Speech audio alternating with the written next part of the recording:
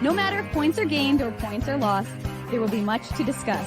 For analysis regarding tonight's Winnipeg Jets game, here are Dave Minuk, Ezra Ginsburg, and your host, Drew Mandel. The Illegal Curve post-game show starts now. I would love to be talking about the Manitoba Moose, who are currently up 1-0 over the Abbotsford Canucks in Winnipeg, Ezzy. But this is the Illegal Curve post-game show where we talk about the Winnipeg Jets, generally speaking, and then we talk about the Moose towards the end of the show. But based on what we saw through 40 minutes of hockey in Elmont, New York, there's not much good that's going to come out of this post-game show for the Jets because they no-showed after, Brendan Dillon had some choice words for his club. And I would point out those were three power play goals they gave up. So you could say, well, they lost based on special teams. But this was a loss at 5-on-5. This was a loss for a team that wasn't ready to go. New York Islanders were ready to go. New York Islanders who had lost 3 games coming into this one. And we talked about it on this morning's Illegal Curve hockey show that this was going to be a desperate Islanders team. And while the Jets are not desperate, Ezzy, they had to try and match that intensity level that New York you knew was going to bring with Patrick Waugh at the helm, and they were unable to do so through the first 20, through the first 40, and too little, too late. Hockey's not a 20-minute game. So, welcome to the Illegal Curve post-game show. After my little soliloquy, I'm Dave Minuk. This is Ezzy Ginsburg. Good afternoon to Winnipeg. Good afternoon to Manitoba, and good afternoon to all of those joining us live somewhere on the interweb. Ezzy, what are your initial thoughts after what we just saw where the Jets came back, but as I just discussed, was too little, too late?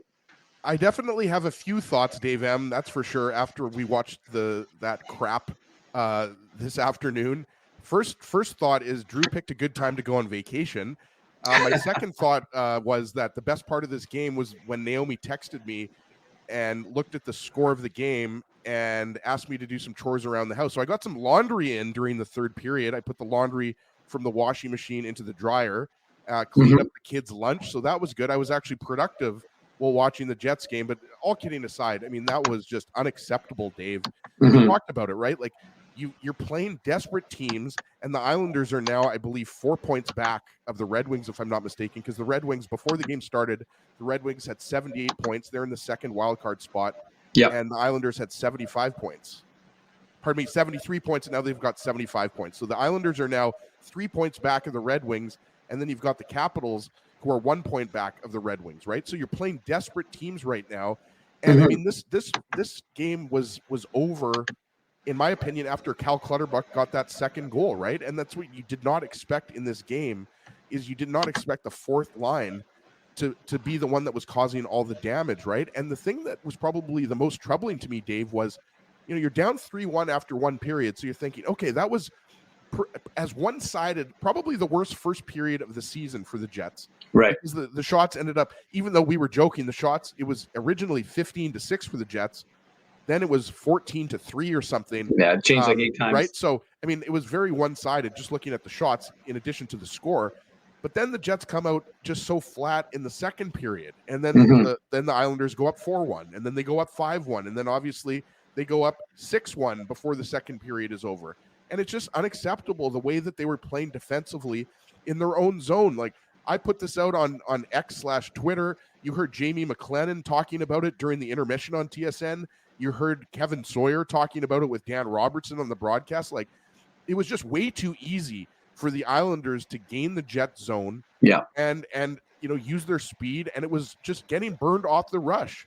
We saw that against the Devils, but the thing with the Devils game is all the goals came on the power play, with the exception of one goal. There were 3 power play goals. That's right. That the Devils scored against the Jets, but it was just the Jets getting absolutely dominated off of the rush. And I just thought defensively, like, it wasn't even that the structure wasn't there. I just thought they were backing up too much, and letting the Islanders' skilled players just dominate. Like, you saw, Matt Barzal was just able to basically go through the entire Jets roster in this game, right? And, like, all due respect to Hudson Fasching, like, Hudson Fasching isn't Wayne Gretzky, but in this game, he certainly looked like Gretzky, right? So it was just not acceptable. The game was over after the second period. And Dave, I realized that the Jets poured on the shots and scored a couple goals, but really, from a Jets perspective, That's really the only positive from this game. And I stress only positive because it's a small positive. The Jets score a couple goals in the third period. Then obviously Cole Perfetti gets his first goal in 24 games. So obviously good for Cole. But those first two periods are unacceptable coming off of that loss to the Devils. And now the Jets have to beat the Capitals for this to be a successful road trip, right? You beat the Blue Jackets, you beat the Rangers. So it looked like the Jets might go 5-0 on this road trip. Now the Jets might go 2-3 on this road trip. The Capitals are playing very well. And as we talked about, they're only 1 point out of that wild card spot, 1 point behind the Red Wings. So this was just ugly, Dave, in so many different ways. Yeah, I think that's a good way of putting it, Ezzy. And this Jets team, again, they're comfortably in. Well, I say comfortably. Who knows with what Nashville's doing? I mean, it's a 7-point deficit for Nashville right now, but they're rolling 16 straight games with a point. So you don't want to rule them out in any way, shape, or form. But look, you don't want to slide backwards. And this team is well ahead of last year's team. So we're not talking about the same things. I mean, this team is not last year's team. And I know folks want to say that and they want to point to it, but you can't compare. You can compare them, I guess, in the sense that Rick Bowness and Scott O'Neill and Marty Johnson and Brad Lauer are still the coaches. But you've had enough guys come into the, come into this room and new players. And sorry, my mic. Good point by you. Stupid thing reset. So fortunately, folks, I'm sorry about my mic was a little bit off there, but now I'm back. Now I'm back in good contention. I'm like the Jets. You sound much better, Dave. Ezzy, I'm like the Jets. I wasn't ready to start the show the way I needed to start the show. Exactly. And unfortunately, it took 7 minutes for me to get going. Unfortunately for the Jets, it took them 40, and they were already down 6 points. That game was over. I've still got a chance to have a comeback and have a good show if I can. But like I said, sorry to the folks for the poor audio in that regard. Sometimes it's so annoying to have to switch these things up. But anyways, I again, like I said, it comes down to this Jets club they need to look each other in the eyes and look in the mirror and figure this out, because you're allowed to have a bad performance. And, like people say, you can't necessarily win 82 games and nobody's expecting you to, right? And look, as Ezzy pointed out on this morning's show, Boston Bruins won, what would they win? Like 60 games a few years ago? And they last year, and they get knocked out by Florida. So winning in the regular season is important.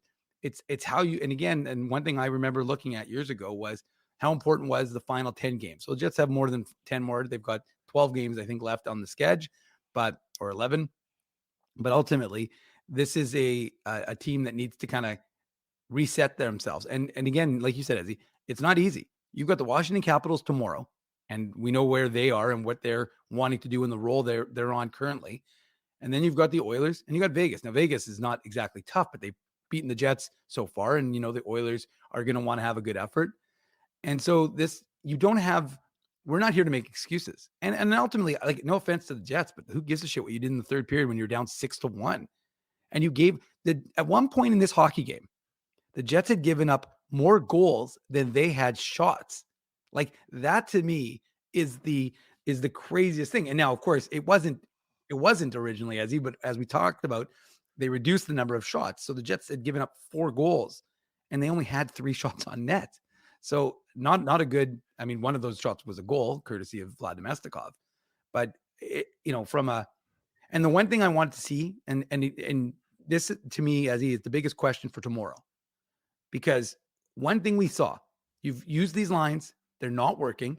You need to make some adjustments. We saw them make adjustments in the third period. And that's what I had joked on the IC Twitter. I said, listen, you're not flipping Nemestikov and Iafallo and saying, voila, it's a new team.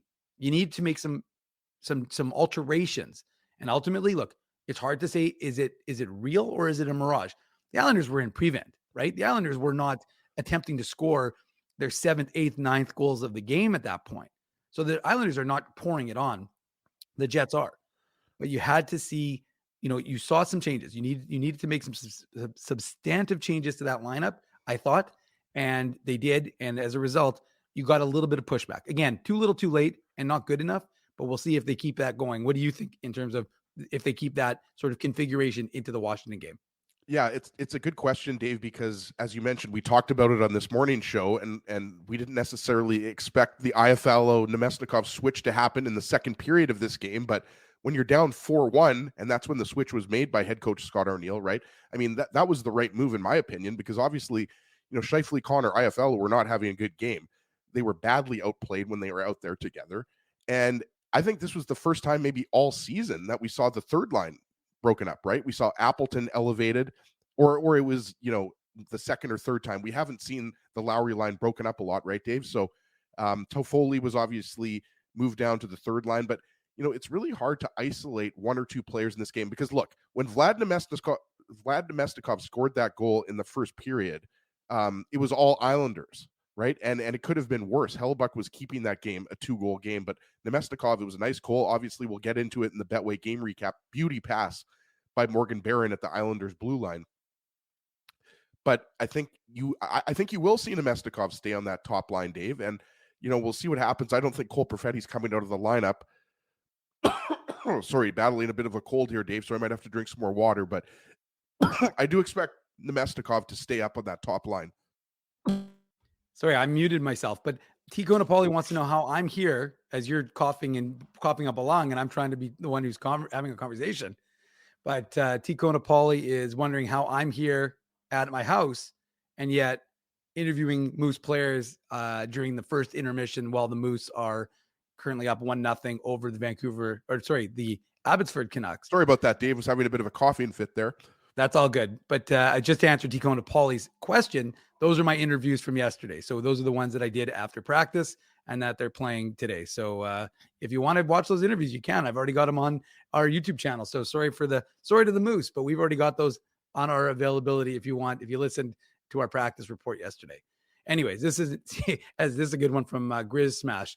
Poor Ezzy choking worse than the Jets. Well, again, like I said, we'll get into the Betway game recap right away here, but like for me, it was all about how that first period was going to go. And you realized right off the hop that the Jets just looked flat. And the rush goals, that third goal against, I think it was the third goal, as if I recall I think it was the Palmieri goal. But that one was just like, how easy was it to gain the Jets zone? It was the soft as butter defense. There was no resistance by the Winnipeg Jets to preventing anyone from gaining access to their zone. And I just was like, what is going on? And then they scored, and you're just like, well, this is not going to be a good afternoon for the Winnipeg Jets because they can't seem to get anything going. So not a good afternoon for the Winnipeg Jets. Not a good afternoon for Ezzy, who's on a coughing spree right now. But we'll get things going here with the Betway game recap, and then was going to say one thing here, Dave. The three that was the off of the rush, the Kyle Palmieri goal. Yeah. But you're absolutely right, and again, this is a goal that's just coming off of a seemingly harmless rush. The Jets have 3 players back, and Nick Ehlers is just too slow covering Kyle Palmieri. But that play happened 10 times in the first period. Yes. The Jets were just slow to react, and there was too much time and space out there for the Islanders. The gaps, as coaches always like to talk about. Well, why do they talk about that? Because if you're not playing tight defensively, the other team's going to gain the zone with ease. And that didn't just happen in the first period. It happened even worse in the second period. It wasn't until you're not going to win a lot of hockey games when the entire game is played in your own zone. And that's what was happening in the first 2 periods. The Jets just look like a much slower team. And again, the Islanders, look, give them credit. A lot of people thought, myself included, thought that they were done a month ago. Yeah.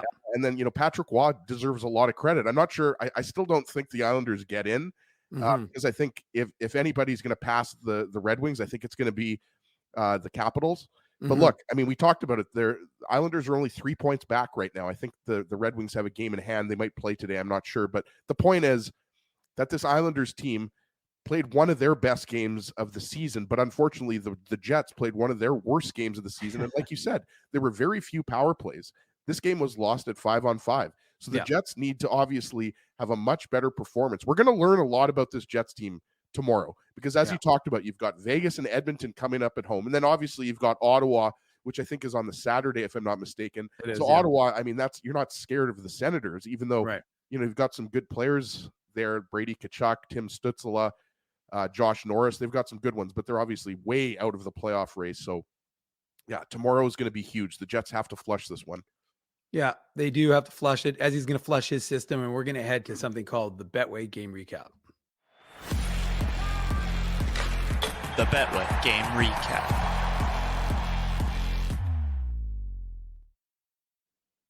The Betway Game Recap, as is no surprise, is brought to you by our friends at Betway, one of the most trusted voices in sports betting, both in Canada and all around the world. Betway is a sports betting app that puts you, as the customer, at the forefront. With a large selection of betting options in sports, as well as strong promotions and fair odds, what are you waiting for? Head on over to Betway and bet your way. Must be 19 years or older to play. And as I always tell you, please play responsibly. Let me tell you, Larry, it was definitely an off day, and I don't think you can just chalk it up to a one-off. But I just to quickly kind of dovetail off of what Ezzy's point there was, and then we'll get into the goals. I agree with you, Ez. This we're going to see what this team is made of tomorrow. Generally, we don't put a lot of stock in a one-game sort of effort, but to me, this Jets response, you could be upset with the 3-1 game. You got pumped. The 6-3 is flattering because in the third period, who cares? Because the Islanders were not in it at that point. They didn't care. They were happy to take a 6-1. That was a 6-1 game for all intents and purposes. So we'll see what this Jets team is made of. But we saw what they were made of to start this game, and it wasn't good. Cal Clutterbuck, he scores unassisted, 5:22 into the first period. I think the shots at that point were 5-0. I think for the New York Islanders. And look, they came out the right way. And it was interesting. It was an interesting start for both teams because actually both teams had possession of the puck and there were chances in the zone, but they didn't really create anything that created a chance on their netminder. But here's an opportunity where the Jets win the faceoff, Ezzy, and Neil Pionk is just not sharp. And I mean, I saw some comments saying that you can't blame Neil Pionk for the goal, but I mean, I guess he loses the puck in his feet. He's not sure where it is. And then Cole Perfetti is standing in front of Connor Hellebuck. And I mean, obviously it's an unfortunate bounce the way it goes off of Nemesnikov's stick. But the problem is, again, the Jets just aren't sharp. So Neil Pionk doesn't know where the puck is. Perfetti either late to it or he's not tying up Cal Clutterbuck. And you're down 1-0. That's all Pionk's, man. And again, sure. We're not going to blame Pionk here, but I mean, it gets caught up in his skates. Mm-hmm. Clutterbuck pokes at it. Hellebuck makes the first save, and then he just bangs in the rebound, right? And as you said, the Jets won this faceoff. So, you're expecting Pionk to take the puck and go up the right side of the ice, right? Like he does all the time. But it's just an ugly goal. And there's no way you can break that first goal down more than, Pionk just, he turns the puck over or it gets lost in his skates. He makes a bad play. And Hellebuck, even though he bails out his teammates all the time, that's a tough play for him, right? Like it's poked quickly. He's not expecting a shot because Pionk is there right in front of him. And it's not like it was a quick face-off win, right? Like it was a slow little dribble back to Pionk. And as we both mentioned, it gets caught up in his skates. And Clutterbuck, the 36-year-old veteran that he is, over 1,000 games played. It was mentioned on the broadcast. Like you said, just jumps on it. And yeah, you could say, Cole Perfetti, is a little bit slow to react. But he's also not expecting Clutterbuck to have that opportunity, right? So again, it's just ugly defensive play by the Jets. And, we saw that throughout the first two periods, not as much in the third period. But that was just an ugly first goal. Ugly, ugly, ugly. I don't know how many times I can say that. But I mean, you can't really chalk that up more to it just wasn't a crisp play by Pionk. And, obviously the next goal was where you kind of started to get the feeling that this was not going to be the Jets' afternoon, Dave M. Yeah. And again, like I said, it's not all on Neil Pionk because he and Vlad Nemesnikov both go for the puck. And then Nemesnikov puts it into a spot where Pionk now doesn't have access to it. So I agree with you, Ezzy. It's not all on one player, but it's a bit of a comedy of errors. And then you have a guy who doesn't tie anybody up. And then suddenly, Connor Hellebuck isn't able to make that early stop. And the Islanders, they have it. And they got to look, it seemed like the crowd was a little bit unusual. There were some Jets fans. We heard them in the pregame during. Well, there's got to be some Jets folks that are going to all of these games in the New York, New Jersey area, right? Like it's like the guys in the top hats and the Jet suits. I think they're doing the tour that we did back in 2011 for Drew's bachelor party. Yeah, well, that's true. It's true. Car Roche is asking why we're defending Pionk. I'm like, I literally just said it was Neil Pionk's fault. I'm not sure I could, and No, believe we're me, not. We're not necessarily defending Pionk. I'm not. I But, literally said but I it was his mean, what's the fault. point? What's the point in us, putting all of the blame on him when everybody knows he made a bad play? And Yeah. look, Dylan Pionk weren't good tonight. No, I was going to say, believe me, trust me, we're going to be talking about it more. Or Morrissey and DeMello as a D. If you want to look at D pairs, right? Like Sandberg Schmidt was your top D pair, I would say. So I mean, top 4 Jets defensemen did not have a good game, but also top 2 Jets forward lines did not have a good game. No. I would almost argue the fourth line was the best Jets line. I actually thought when Lowry, Appleton, and Niederreiter were together, you remember after Nemesnikov, Lowry scored the first goal for the Jets, which we'll get into here after Clutterbuck's second goal. But you remember Lowry had that chance where he stuffed it in tight, and then Varlamov had to make that stretch save. Mm-hmm. So I actually thought the Lowry line was one of the Jets' better lines. But that's not what you want when you're in a must-win game, or I shouldn't say must-win, but you're in a game where you want to win it because you lost to the Devils. So, I mean, the Jets are in danger here of losing 3 games in a row for the first time in a long time. Because if you haven't been watching the Capitals lately, they're playing some really good hockey. So the Jets are going to have to be sharp. But yeah, Pionk and Dylan weren't good today, but that's obvious. Everybody knows that. Anybody who watched this game. So I mean, again, I don't know how much you want to knock one guy. Sure. And look, here's, again, now a little about 5 minutes later, you've got the Islanders who, I mean, I don't love this goal on Connor Hellebuck because the Jets really have numbers, Ezzy. I don't love the Jets defense here because even if Clutterbuck doesn't score that goal, they've left the man in front of Connor Hellebuck. I can't remember who it was specifically, but maybe it was your boy Matt Martin. But like they left someone in front by himself, and so the Jets' defensive positioning was okay. And then I don't love this goal on Connor Hellebuck. I think he needs to make that save because I look to see maybe Dylan DeMello blocked it, but he just good. It's a good shot by Cal Clutterbuck, but that's one the Jets need Connor Hellebuck to save. Yeah, I don't think that there's like it's you can look at it from 2 ways, right? You can look at it like, well, Clutterbuck is a veteran player and he was feeling it in the first period and it's a nice shot. But also, like you mentioned, Dave, like this looked like a fairly harmless shot and a save that Connor Hellebuck makes, 9.9 times out of 10, right? Like it's just a shot over the glove side. And obviously, the glove side has been well documented, that sometimes Hellebuck, that's the scouting report on Hellebuck that you want to shoot glove side. I mean, honestly, I kind of find that funny for a guy who's got the best stats over the last, 7 or 8 years in the NHL.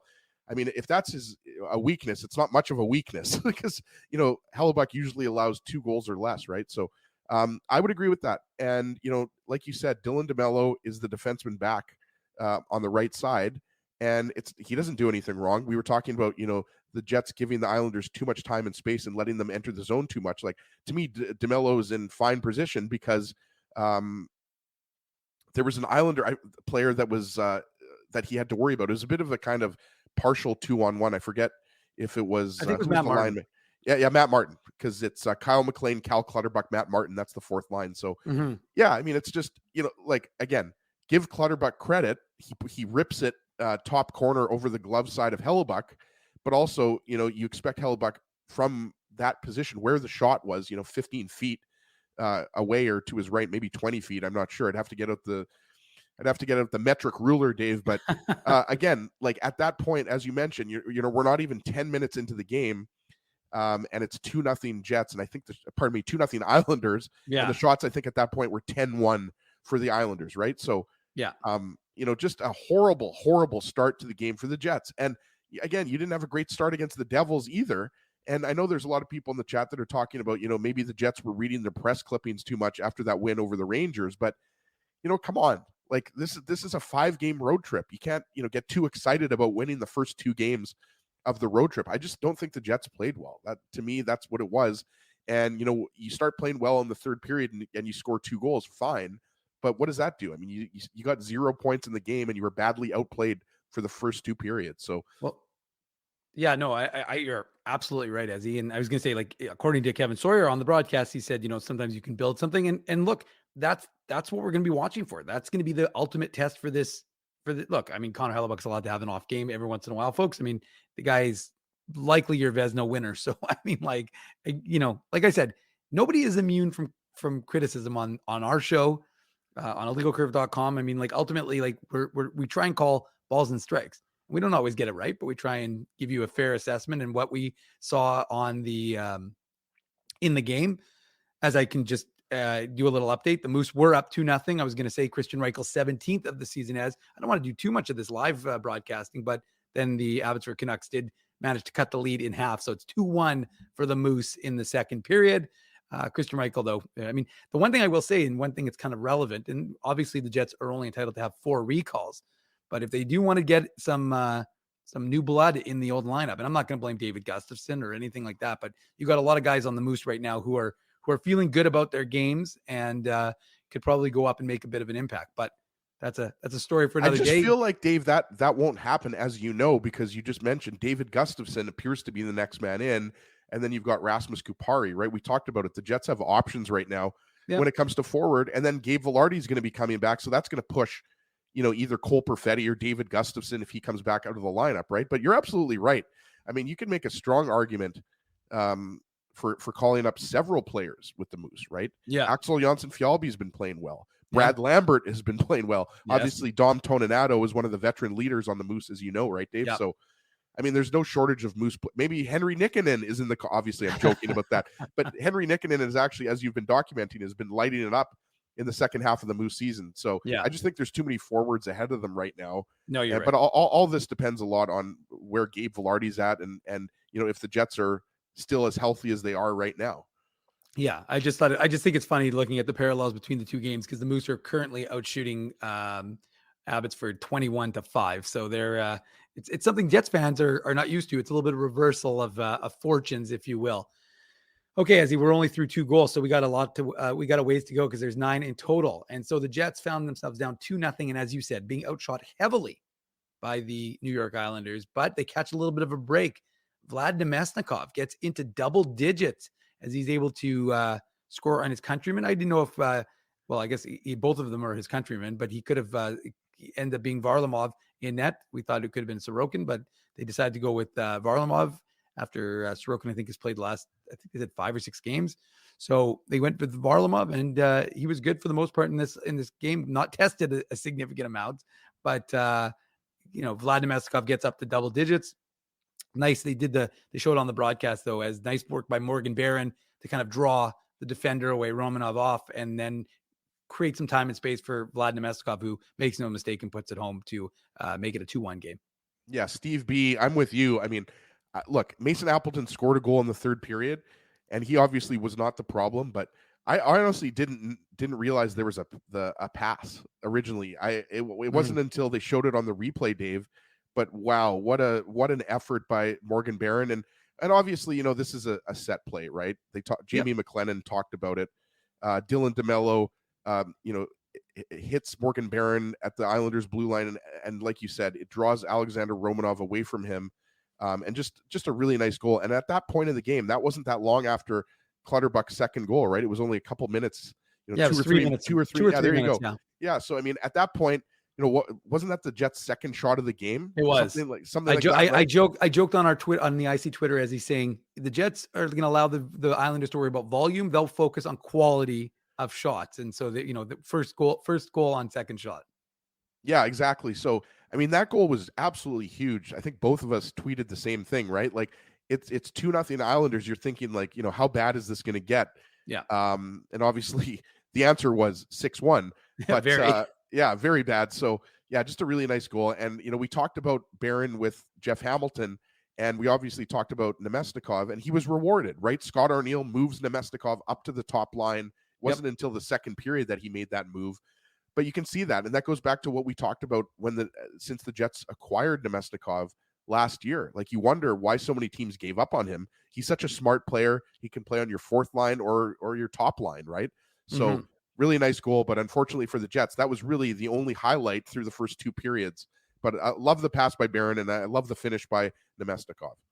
Well, and you wondered, would the Jets be able to build on that, right? Because 2-1 is not ideal, but I mean, as we said, they're heavily outshot at this point, but you're just down by a goal. and you still have a lot of talent on your roster. So you're wondering what is going to be the next move for the Winnipeg Jets. And as we touched on during our preamble, 4 minutes later, just 4 minutes and 27 seconds later, I should say specifically, Kyle Palmieri makes the Jets defense look like butter, and he's the knife and he's cutting right through it. And I'm sorry to use the analogy, but the defense was as soft as we've seen, a rush goal. And you're just wondering, what are the Jets doing? And I remember we watched as did everybody in the chat, and, the people who are going to be listening on the podcast after, we all watched these games, in similar fashion, slightly different, but again, the Jets are just slow and they allow this opportunity, and there's just no pushback, and the defense was just brutal. And so, yeah, you give the Islanders credit because they attacked with speed, and they turned a nice play from their zone into a goal. And so you're sitting there, and Kyle Palmieri knows how to score. He's got 23 goals on the season, but again, nice pass from the defense in transition. And you talked about it earlier. Nikolai Ehlers, how often do we ever say he's too slow to get back and intercept the puck? And at that point, he knows, he's sticking his stick out, but It's too little too late. And puck's in the back. And then, and honestly, the way the Jets are playing, 3-1 is, we often say, as you get a feel for these games. I felt 3-1. I did not think the Jets team was coming back. Yeah, and we talked about Dylan and Pionk earlier, but Morrissey and DeMello on this goal, to me, they're just not they're too wide apart. And you mentioned Ryan Pollock, obviously from Grandview, Manitoba. I thought he looked excellent. Yeah. Let's be honest, we don't watch the Islanders a lot, right? We only see the Islanders a couple times a year. But we talked about Noah Dobson on this morning show. I don't even think we talked about Ryan Pollock. I don't think we talked about Adam Pelech either. Every time I watch him, I'm like, this guy. There's a reason why. The year after year after year, the Islanders are a playoff team. Not so much in the last few years, but you never know. They might get in. We'll see what happens.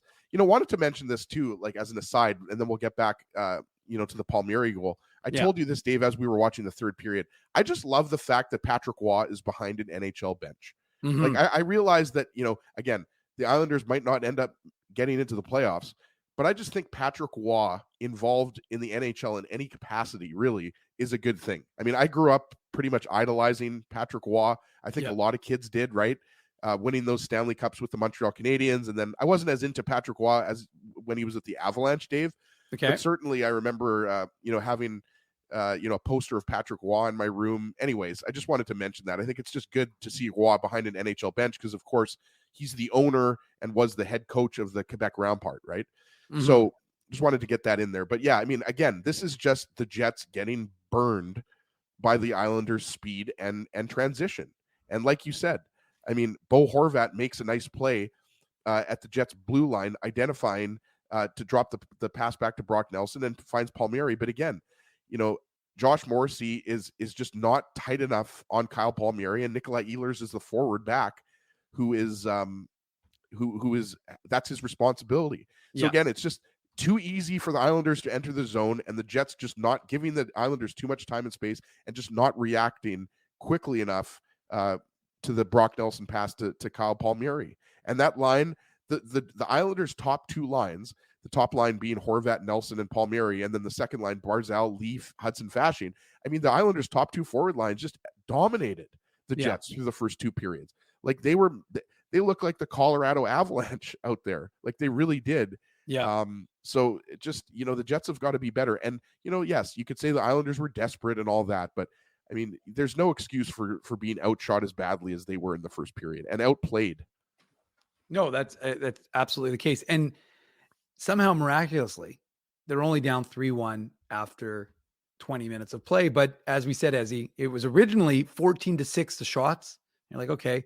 Then somehow 14-6 became, they added a shot for the Islanders. They removed 3 for the Jets. So the shots after 20 minutes were 15-3 somehow.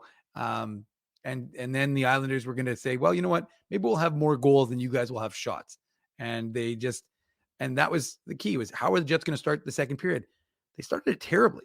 They started it by being outshot 5-0 by New York. So you're thinking, what the hell? And the one thing I want to say, and I saw the comment in the chat, and I spoke about it on Twitter. This Jets team, for whatever reason, hangs on to timeouts like they're some sort of like commodity that can only be used at the most dire of circumstances. Well, Yeah. I sometimes thought they were going to take one. I think you were going to say, Dave, you thought that Scott Arniel was going to use it after the 4-1 goal, right? either the 4-1 goal or honestly, I to be honest with you, after the 2-0 goal or the 3-1 goal, I just thought like he'd try and like do something to get this team kind of aware, like guys, get out of the malaise because you're mired. I joke, our headline against the Devils was they were mired in the swamp. Well, they still looked like they were in quicksand against these Islanders because you just highlighted the comment, Ezzy. The Islanders looked fast and the Jets looked slow. And obviously the Jets don't have the fastest group with guys like Sean Monahan. Can we talk about the gun show that's happening in Carr Roche's avatar there? Those are some guns. They are. Big flex there. Yeah. Biceps and tries looking on point there. This is fitness hour with Ezra Ginsburg. But no, I mean, look, it's just you wanted to see what the response would be, and the response was absent, right? Like instead of starting off a second period with some gusto, a minute 51 in, you find yourself down 4-1. And again, like I said, like not that shots are everything, and a team could get 3 or 4 shots in a sequence, so it's not always indicative. But it just, to me, it just shows again the Jets didn't have the puck, the Islanders did. And there were a couple, like you said, Ezzy, there was that one sequence where the third line, kind of dominated. They didn't get anything as a result. But to hear, like, what was Neil Pionk doing on this play? Like, he was just completely absent, allowing Hudson Fasching to basically have his way with Connor Hellebuck. Yeah. I mean, there's nobody in front of the Winnipeg Jets net. It's like he's abdicated all responsibility. Brendan Dillon on the far side, fine, he's along the wall. But like Neil Pionk puts himself into absolute no man's land. And that's not going to help when clearly the Jets are not structured to handle the Devils, the Islanders in this instance. And now a game that is not out of reach at 3-1 definitely feels out of reach at 4-1. Yeah, well, I mean, look, and again, I mean, Neil Pionk is not sharp on this play, but Brendan Dillon and Neil Pionk are both puck watching and focused on what Matt Barzal's doing. And that was Matt Barzal's 50th assist of the season, by the way. He's a great player. We talked about the Islanders. Like, they are the definition of a score by committee. Barzal is, I would argue, is their most talented offensive player. And I think that's backed up by the fact that he leads the team in points. But when you're talking about Brock Nelson, Anders Lee, Kyle Palmieri, Hudson Fasching, Cal Clutterbuck, Pierre Engvall. I'm not going to go through the whole roster, Dave, but I mean, look, let's be honest here. This is a team that I think many people thought their ceiling at the beginning of the season was to kind of be a first round exit type of team, right? Like, I don't think many people were expecting the Islanders to be a top 3 or even top 5 team in the East, right? But in this particular play, like, again, this is just not typical Jets defensive hockey. We've talked about it all year. Everybody knows about the long streak where the Jets allowed 3 or goals less for, 35 games or something. Like, the Jets allowed 3 goals in the first period, as you mentioned, Dave. The Islanders had as many goals as the Jets had shots. That's so right. More actually. More, yeah. So, like, just unacceptable at this point in the game to be puck watching like that. Like, yes, you have to worry about Matt Barzal. But Neil Pionk's got to worry about Hudson Fasching in front of the net. So just too easy, way too easy for the Islanders, I thought, today. Some of these goals, yes, they earned. Like the first goal, Clutterbuck pounces on a turnover. He earned that. Clutterbuck's second goal, it's a nice shot. Kyle Palmieri, some nice passing by the Islanders. But on this particular goal, like, you just leave Hudson Fasching wide open. And it's like, I think I tweeted this at this point in the game, like, this is not on Hellebuck. You're down 4-1, and at most, 1 goal of the first 4 goals was Hellebuck's fault, which was Clutterbuck's second goal. I don't think you're faulting him on any other of the goals, even the first goal, because, I mean, he's not expecting for Clutterbuck to pounce on that puck that Neil Pionk wins because the Jets win the faceoff. So, again, just terrible defensive coverage.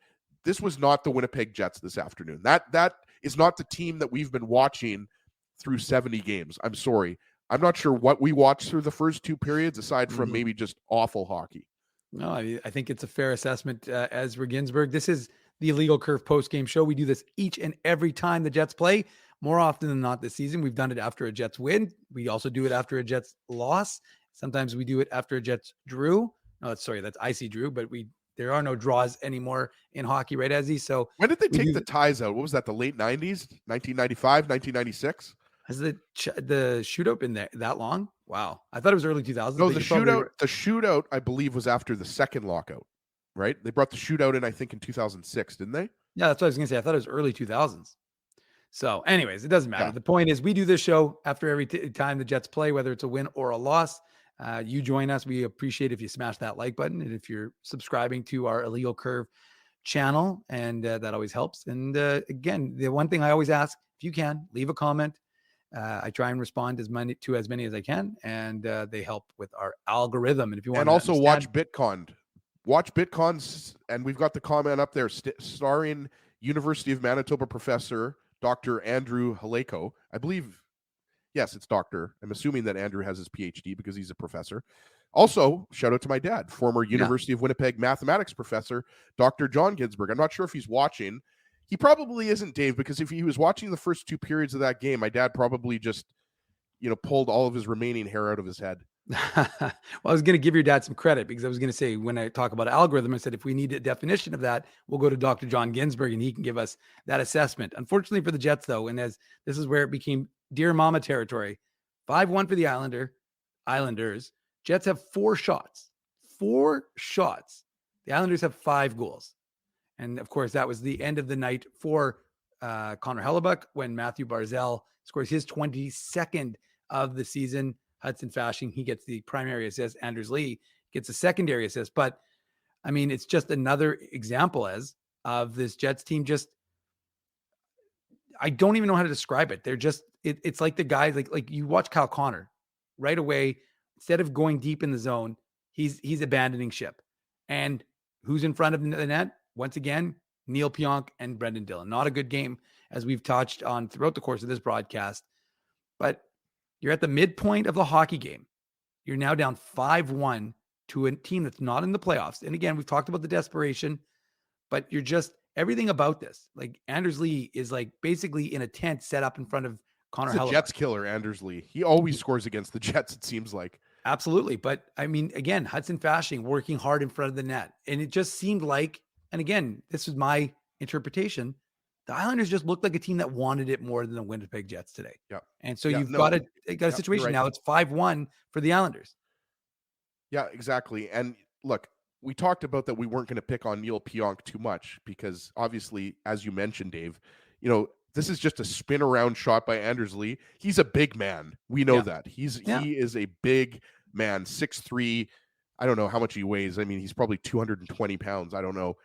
You can't really rely on Hockey DB because I don't think that they change those stats a lot. But the point is, Anders Lee is a large man.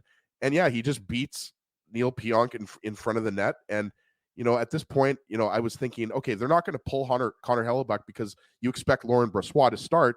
But then after that 5th goal, I was like, okay, like if anything, you're pulling Connor Hellebuck out of the game just out of respect to Hellebuck that he has to play in front of this crap. Right. And obviously they showed Scott Arniel go over and, we had Scott Arniel on the 15th anniversary show. And I to me, that is very important to note that. And I realize a lot of Jets fans saw that watching the game, but for Scott Arniel to go up, and we obviously don't know exactly what he said, but you have an idea of what he said. Like, okay, forget about this one. This is not on you, Helly. Right. So I think, that when they showed that, I mean, that's just an experienced hockey coach knowing what to say to a goalie who didn't have a very good period, right? And obviously the Jets didn't have a very good first 2 periods either. But you're absolutely right, Dave. This was just a look at it. The game was over when it was 4-1. So I mean, I like at this point I'm watching this game going like, how much is it going to be 6-1? Is it going to be 7-1? Obviously, we know the final they only scored 6 only. But I mean that the game was so over at that point, and let's be honest here, the Barzal Lee Fasching line just absolutely dominated against the Jets. But again, the Scheifele line was out there, and I just didn't think they were very good this afternoon, and that's why you saw Scott Arniel move up Nemesnikov for Iafallo because they just were getting badly outplayed. When Matt Barzal's line was out there against the Scheifele, Connor, Iafallo line, I mean, it was so one-sided. Well, and speaking of one-sided, because 5 minutes later, it doesn't matter if it's Connor Hellebuck or Laurent Brossoit, when the defense is this porous and this soft. I mean, it doesn't really matter how good your goaltenders are, or if they're, a Vezina nominee / winner. But Anders Lee gets his 18th of the season because Neil Pionk is unable to handle him in front. And again, it's a great set play by the Islanders. And you talk about Matt Barzal and how talented he is, right, Ezzy? But it's just a quick redirect. He knows that Anders Lee is in front of the net, and Anders Lee just uses Neil Pionk as a screen. Yeah, a little bit of a basketball play almost, and he just turns around and fires it on net, and suddenly it's 6-1, and you're like, Jets have 12 shots at this point in the game. I think the Islanders had, hold on, I have it here. I don't know, 33 shots. So it was 6 goals on 33 shots and 1 for the Jets on 12. Not a good way to go. 6-1 at this point. Again, like I said, it's not going to matter what the Jets did in the third period. And again, like I said, you can throw it out. I know that Kevin Sawyer on the break said that they'll use this and they'll build on this, and it'll be interesting to see if they continue the lines, which we'll talk about afterwards. But at this point, it's 6-1, and we thought it was over at 3-1. We thought it was over at 4-1. We thought it was over at 5-1. We know it's over at 6-1. Absolutely. Nobody's coming back. Really, most teams are not. I shouldn't say nobody, but most of the time you're not coming back from 4-1, let alone 6-1. And Dave, actually, I made a mistake there. Nemesnikov, for the 5-1 goal, Nemesnikov was on the top line. Iafallo was bumped down to the fourth line. But the point is, Scheifele and Connor did not have a good game. I think most people watching that game would agree with that. And I think that is troubling. I mean, look, we're in game 70. The season's almost over. It's hard to believe, but we've only got 12 games left. Yep. And I think once the playoffs start, it's a whole new beast. So I don't think we're going to be talking about, the loss to the Islanders or the loss to the Devils or anything like that. But no, you have to learn from your mistakes here, because you look at the last, I don't know, Dave, 20 to 25 games, the Jets are a 500 team, right? Like they just are. The Jets have not put together a long winning streak in a long time here. Yeah. And I think you have to be concerned a little bit about this kind of one win, one loss type of hockey that we're seeing. And as we talked about before, this game against the Capitals is huge. In my opinion, you have to get at least a point out of this game, considering how you played yesterday, just to feel better about yourself. And obviously, Dave, if the Capitals win this game in regulation, but the Jets play really well and it's a 3-2 game or a 4-3 game, whatever, then you can take some solace in the fact that you played well against the Capitals. Yeah. But you have to put in a much better performance tomorrow, because the thing that bothers me most about this game, and I mentioned it, in the first 10 minutes of the show, is that the response, the pushback was just not there in the second period. In fact, they played worse in the second period than they did in the first period. So that's what concerned me the most, is that, okay, if you're not ready to play, Clutterbuck scores an early goal and then he scores again, so you're down 2-0, in the first 8 or 9 minutes of the game, fine.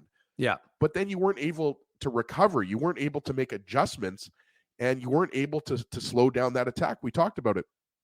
The top line, the Horvat, Palmieri, Nelson line was good, but it was actually the second line, if that's what you're going to call it. I don't know if they call that the second line. On daily faceoff, they have it as the second line. But the Barzal, Anders Lee, Hudson Fasching line, unbelievable, just dominated. Yeah. And it's a good line, don't get me wrong.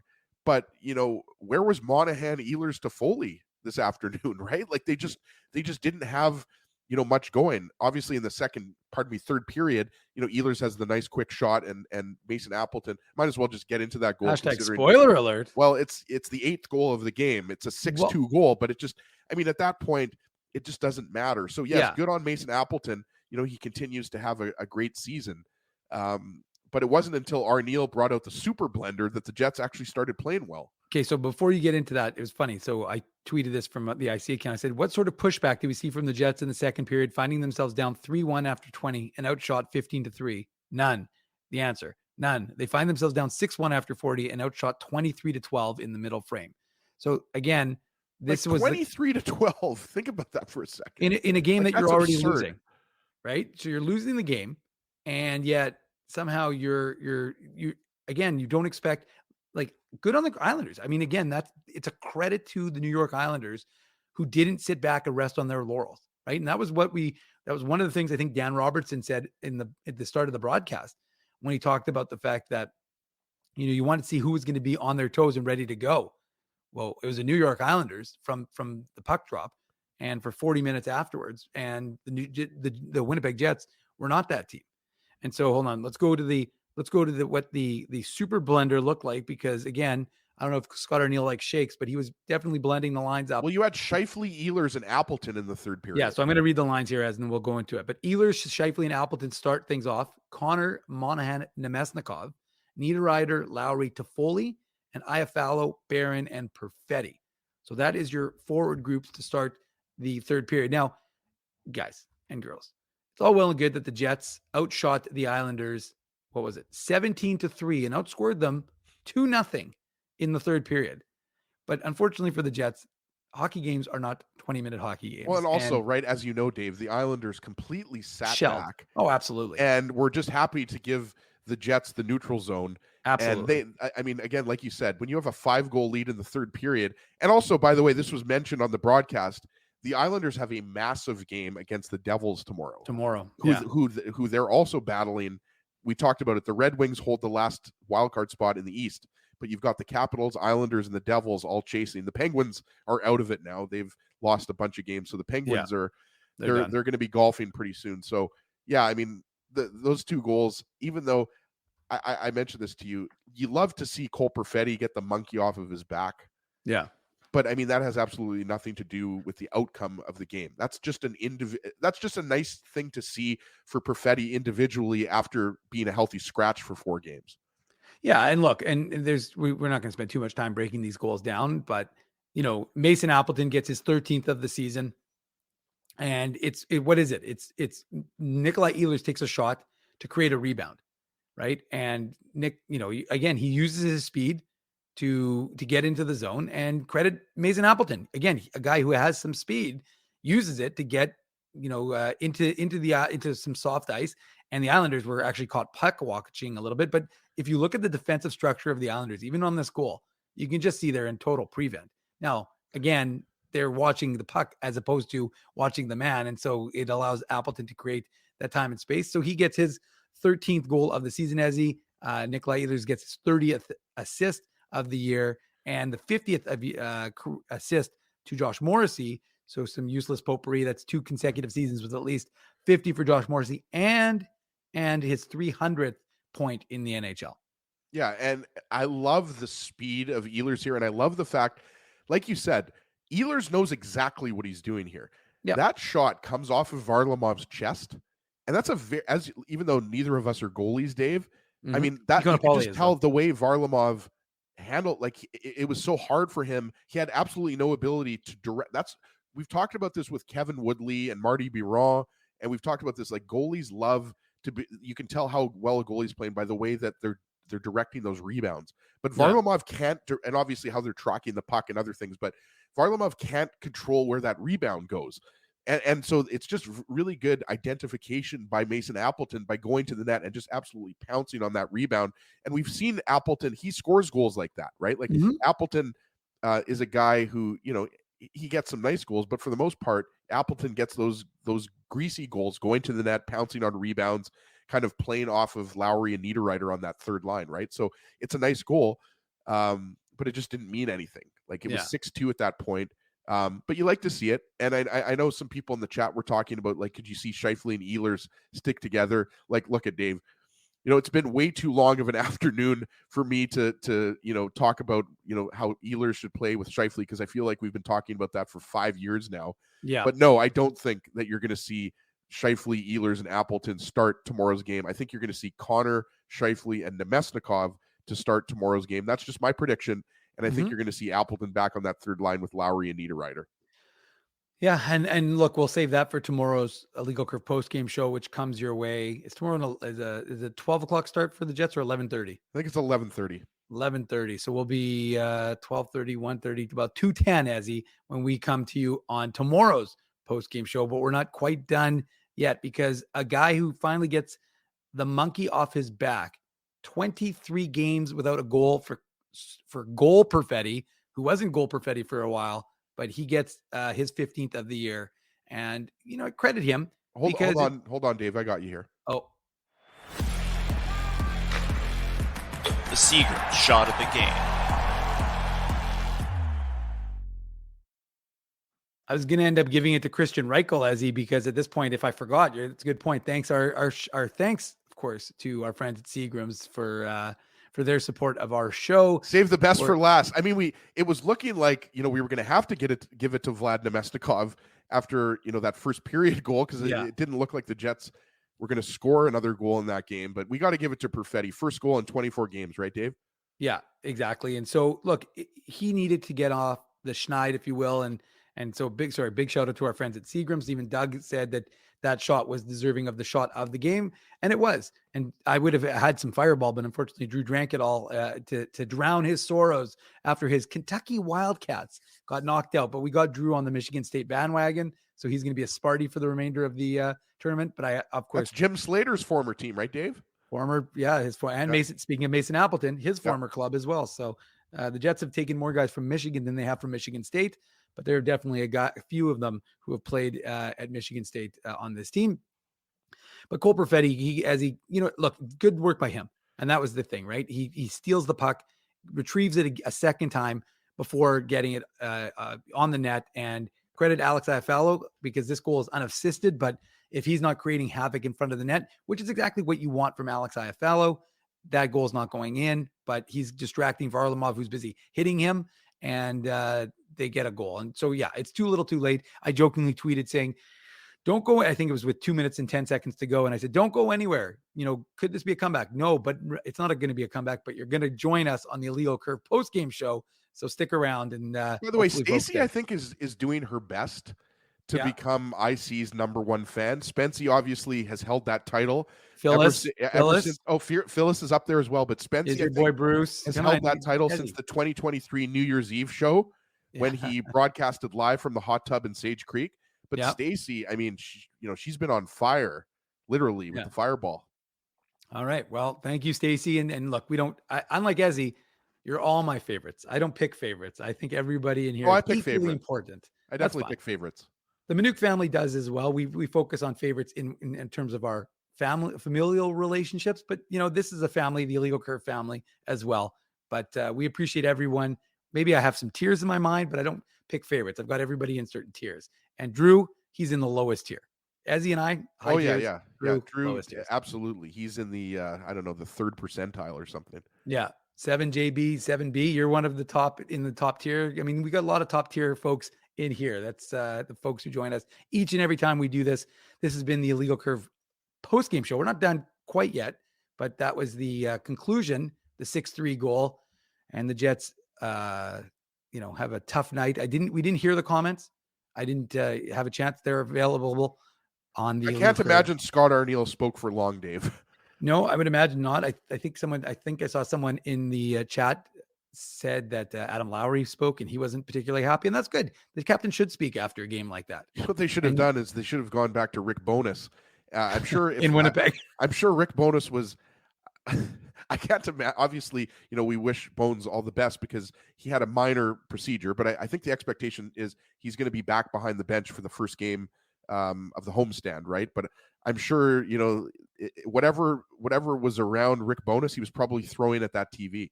Yeah. So Phyllis is telling us it was Lowry, Josh Morrissey, and Scott Arniel. Kim Sawchuk, don't worry, Kim. You are in a top tier. T. Conapoli, Partisan Paul, Larry TSG. You're all see. That's the thing. I unlike Ginsburg.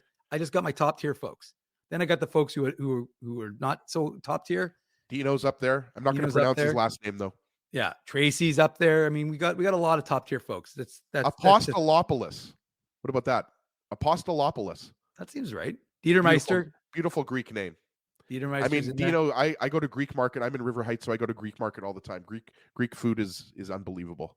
I'm a big fan of that pasticcio. There's although the first time I went to Greece, I actually ordered pizza, and the guy said, "You came all the way to Greece to eat pizza?" Yeah, I go, but I like pizza. So I mean, and I was coming from Italy, so that's what I expected. Anyways, Jets lose. Did you just say the first time that you went to Greece? You've been to Greece multiple times? No. I said the first time I went to Greece. Oh, okay. Sorry, I've never been to Europe, Dave, and you're going to Europe. It seems like all the time here. I've been to Italy. Yeah, you've been to China. You've been to Hawaii. I mean, where haven't you been? That's the real question. Hey, look, right now I can tell you where I'm not is on holidays. Unlike Drew Mindell, who's missed his second of 3 shows this weekend Well, will Drew's not be- retired, so I mean that's what retired people do. They go on vacation all the time, right? Yeah. Patrick S., our second best fan in PA here. I didn't even know we had a second. Patrick, well done. Thank you very much. Now, where in PA are you, Patrick? That's the big question. W. Patrick Jones actually can't answer you. He can't answer you live here, Dave. So you're he's gonna gonna have answer to wait for his chat. I pose the question, and then Patrick will respond to the question as he. And then we got a hi, W. Jones, hi from Norway. So look, we appreciate it. And I got to tell you, on illegalcurve.com, oftentimes I get almost like a heat map, Ezzy, of where people are. Harrisburg, there you go. Good old Harrisburg. So I get a heat map to show us where people are reading the website from. And obviously significantly in Manitoba, big in Saskatchewan as well. So I appreciate that. Are Patrick S. and Stacy S. related, by the way? We have a good communique in the chat right now between Patrick and Stacy talking about Pennsylvania. It's pretty funny. And now Stacy saying her bro lives in Lancaster. Anyways, the point I was making is we get folks from all across North America and actually across the world.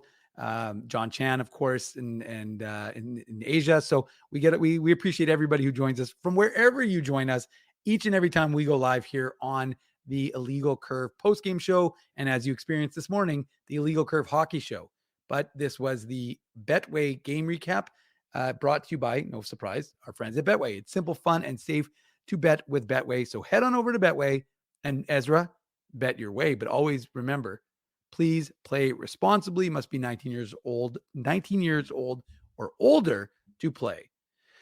Okay, well, speaking of our sponsors, we got to give them a shout out. Ezzy and I are going to take a quick break. We'll be back. Moose Thoughts. The Moose are tied in after 40 minutes with those pesky Vancouver Abbotsford Canucks, but they are dominating on the shot score right now. So not score, shot clock, I should have said, Ezzy. But we'll talk about that when we come back from these words from our sponsors. BP's new New York Sicilian Square Footers. With a thicker crust than ever before, they're light and airy on the inside and oh so crispy on the outside. You're gonna have your work cut out for you. Okay, fine. Try the New York Sicilian Square Footers, only at Boston Pizza. You guys ever wish for a game changer in life? Like finding out your favorite snack has 0 calories?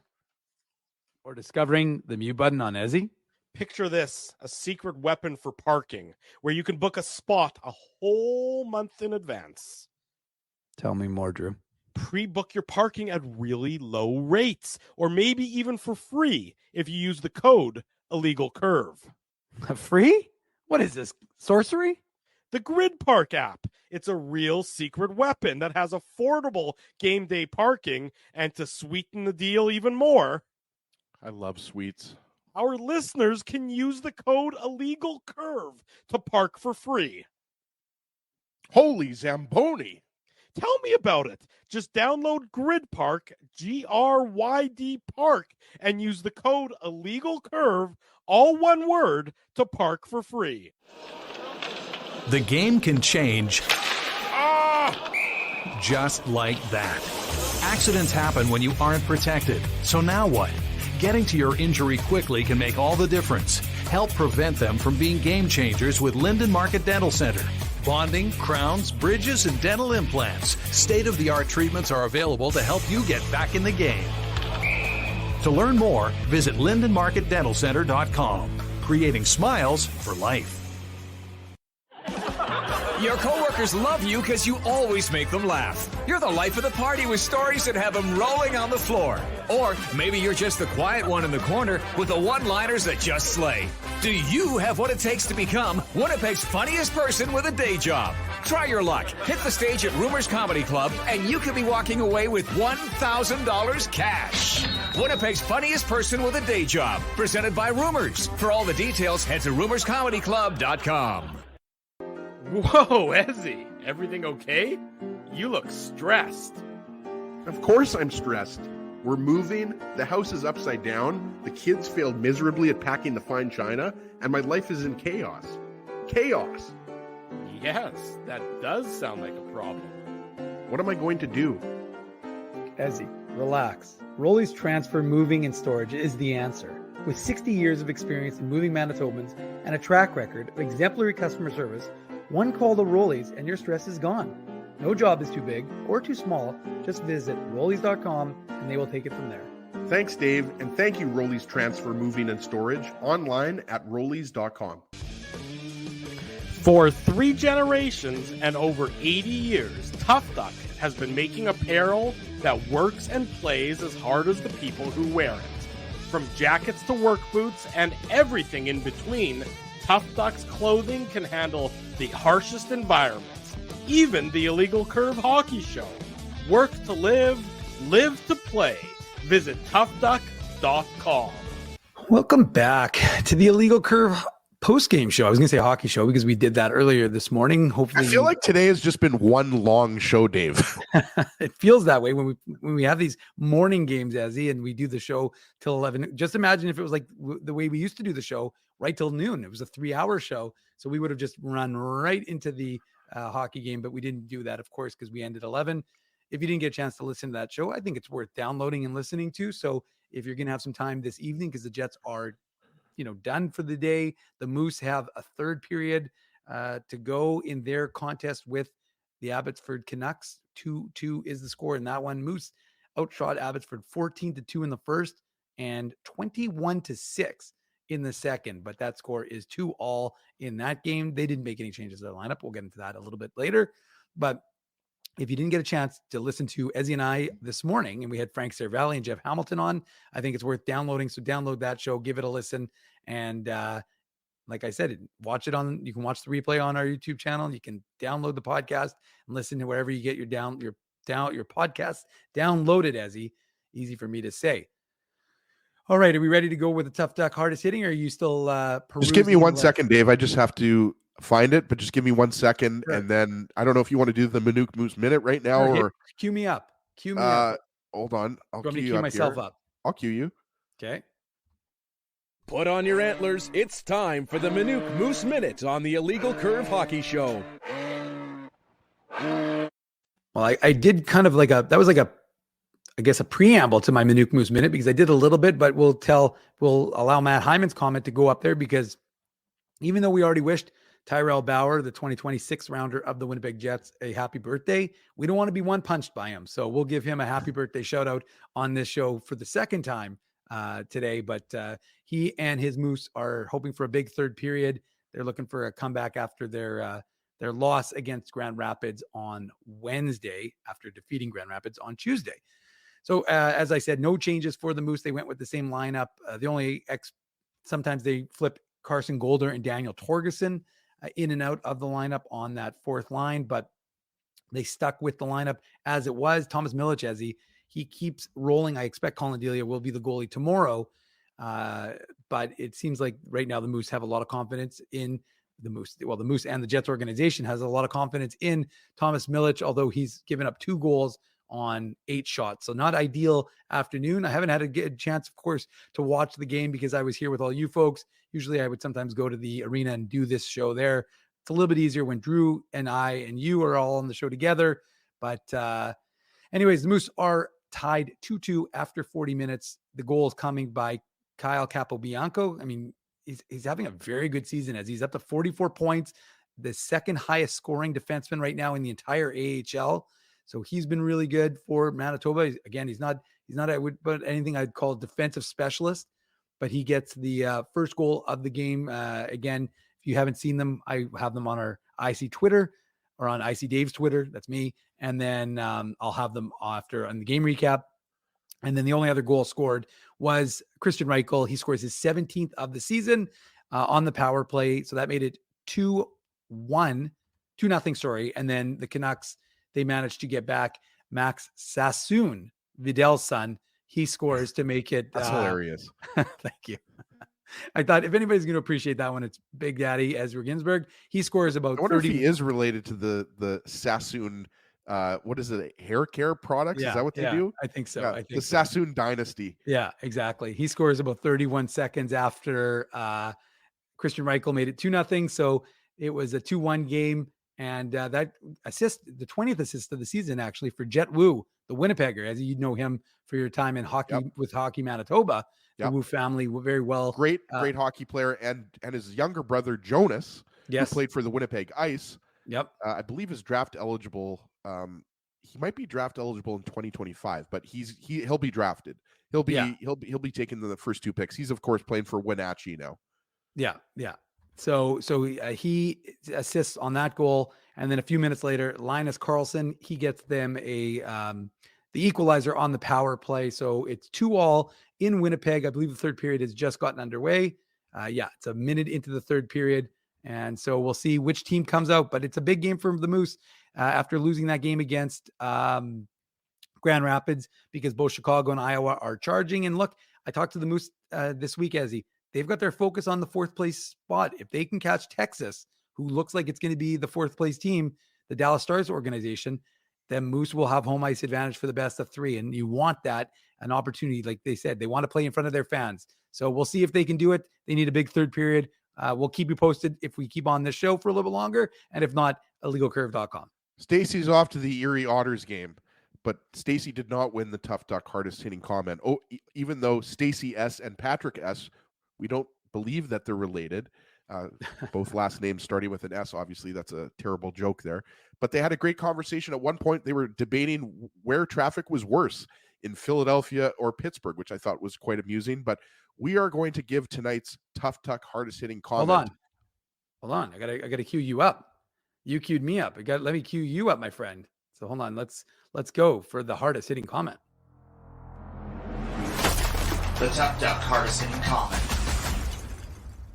I like it, Dave M. Thanks for queuing up that bumper. Thanks to everybody who's still joining us here late Saturday afternoon, and everybody who participated in the chats. Lots of good comments. We're going to give it to, I believe this is his second time winning. That is Owen. Eoghan is the Gaelic, Irish, if you will, spelling of Owen.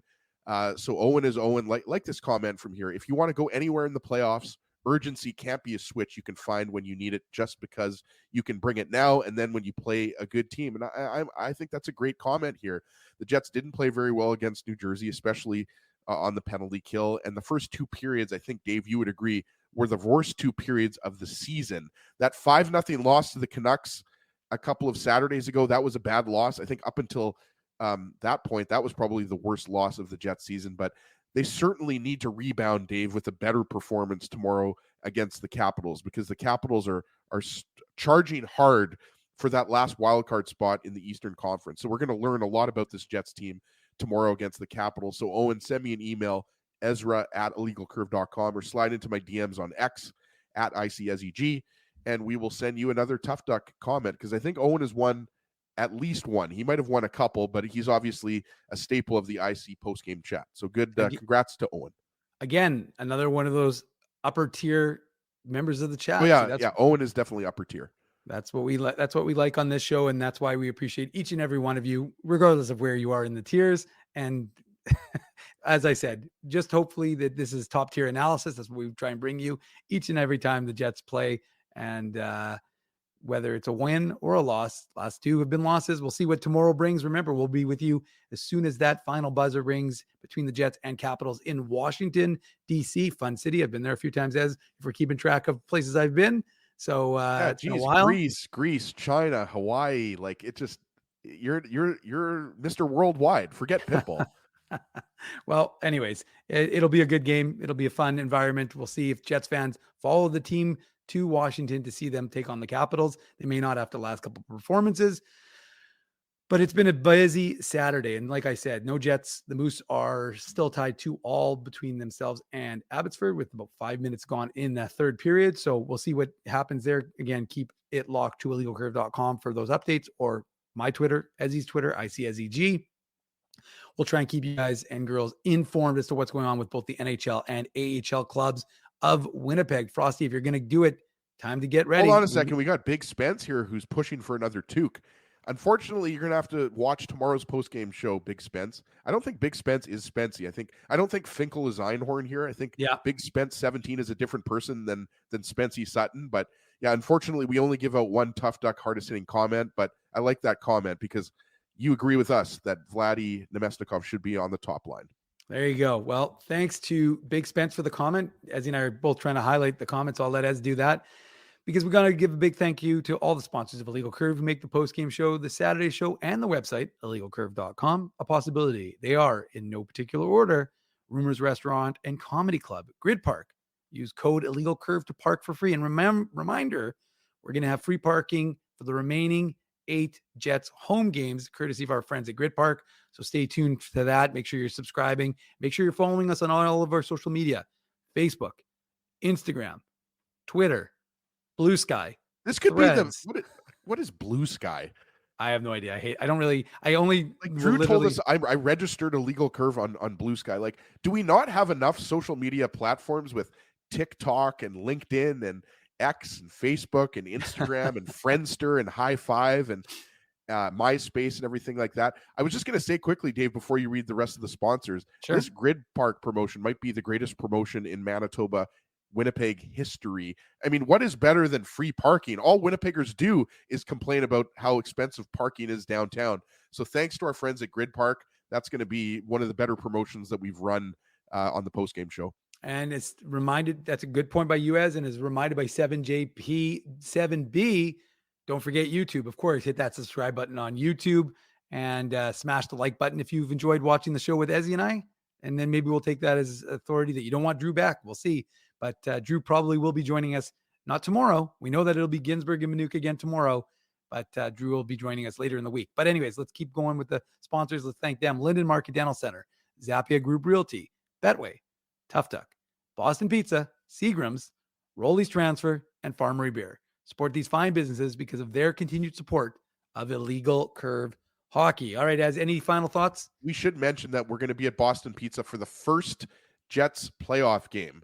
Obviously, we're not away playoff game. We're not sure if the Jets are going to have home ice. Hopefully, the Jets do get home ice advantage, but just wanted to get that in there for the folks that are wondering about our next Boston Pizza live on location show. We're going to be doing that for the first Jets away game of the playoffs. We're not going to be doing any more regular season games, but we will be doing the first away game of the playoffs. So that hopefully is game 3. There you go. We'll find out what that's going to look like when we know. You will know. Reminder, 7 or 8 more days, however many days there are left in March, as for you to order your Illegal Curve gear. I posted a link to it in the morning show. There's a link under the merch tab on illegalcurve.com. So if you want a hoodie like I'm wearing right now, or a hat like I'm wearing right now, or a shirt that I think Ezzy's wearing under that hoodie, then you have to go on the merch store and click on it. And like I said, you'll have. I'm also wearing my icy undies too, Dave. Of course. Yes. It's just a picture of Drew's face. But anyways, I digress. Anywho, thanks again for joining us on Saturday after the Jets and Islanders game. We appreciate everyone who joins us each and every time we go live. And again, enjoy the rest of your afternoon. See you in 22 hours. I was just going to say, and see you tomorrow after the Jets and Capitals. So enjoy the rest of your day. Have a great Saturday night, folks. And we'll see you when we see you, right as soon as the final buzzer erupts and we go live. Peace. Thanks for listening to this broadcast from Illegal Curve Hockey. For more great Illegal Curve content, subscribe to the Illegal Curve YouTube channel, follow at Illegal Curve on Twitter, Facebook, and Instagram, and visit your online home for hockey in Winnipeg, illegalcurve.com.